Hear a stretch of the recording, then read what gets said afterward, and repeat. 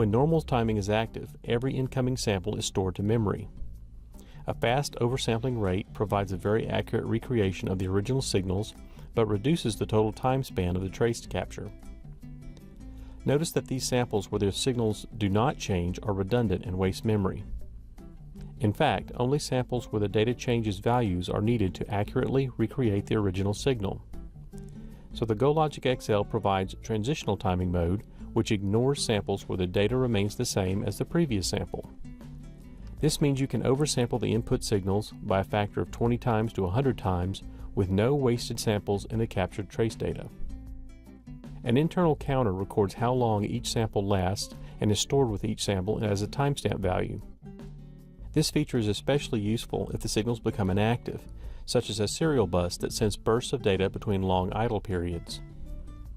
Even if your signals are constantly changing, it's still best to use transitional timing mode when possible and oversample the signals excessively. This technique captures a highly accurate representation of the input signals, yet the trace still spans at least twice as much total time had normal timing mode been used. When transitional timing mode is active, a special Transition Detectors group is always visible in the Channel Groups tab. Unlike the normal channel groups, the transition detectors are not used for triggers or to view the captured trace data.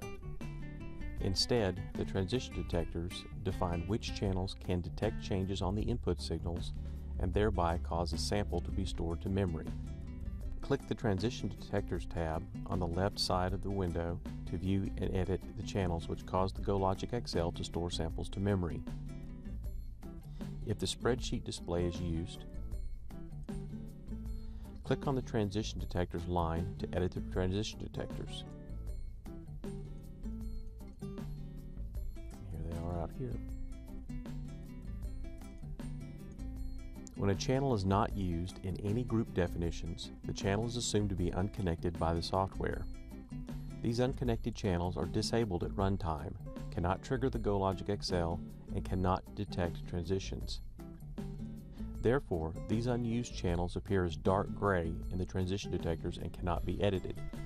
In this example, the address bus is on channels A0 through A15, the data bus is on B0 through B7, and as you can see in the transition detectors, these gray channels that we're looking at in pods A, B, and C, and D are disabled.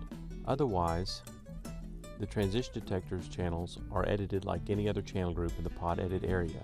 When editing the transition detectors, the exact type of change on each input signal can be specified. The legend describes the transition types which are available. The Edit Mode toolbar selects the active type of transition detector set when the mouse is clicked on a channel.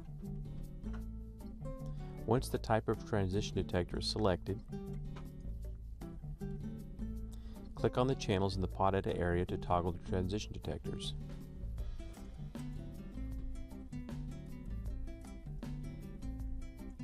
The eraser blanks a channel transition detector so that it does not detect when transitions occur. Of course, these disabled transition detectors still store their values to memory when another channel detects a transition. So channels A7 through A10 will not detect transitions, but they will still store data. The Any Edge type is the most general transition detector and is the default setting while editing the transition detectors. This is Any Edge, and I can drag and place all of these channels. This means that when the channel inputs detect any edge on it, the GoLogicXL stores a sample across all channels to memory. Each channel can also be configured to store a sample only when a rising edge or a falling edge is detected on that input. The edge type detectors use a Boolean OR to determine when the final sample is stored to memory. So let's set up an example here, and let's choose some rising edges and some falling edges.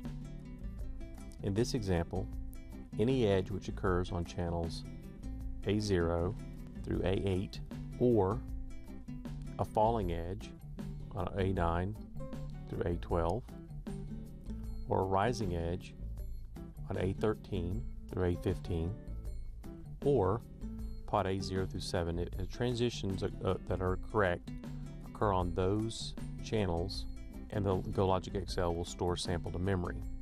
All the unused channels in dark gray are disabled. In contrast, the logic high and logic low transition detector types are special qualifiers which must be used along with at least one edge type transition detector. Here's a logic low, put those in, and here's a logic high. The edge types are combined with a Boolean OR. The high-low types are also combined with a Boolean OR. Then the two types are combined with a Boolean AND to define when each sample is stored to memory. In this example, these channels, or these are edges. So all those are combined with ORs. And then these are combined with ORs. These have to be low, these have to be high. And then these two sets of logic low and high types are combined with a Boolean AND. So both of those have to happen at the same time. In other words, one of these edges and one of these high states have to occur. The next video describes the glitch detectors, which are also edited in the Channels tab when glitch capture mode is active.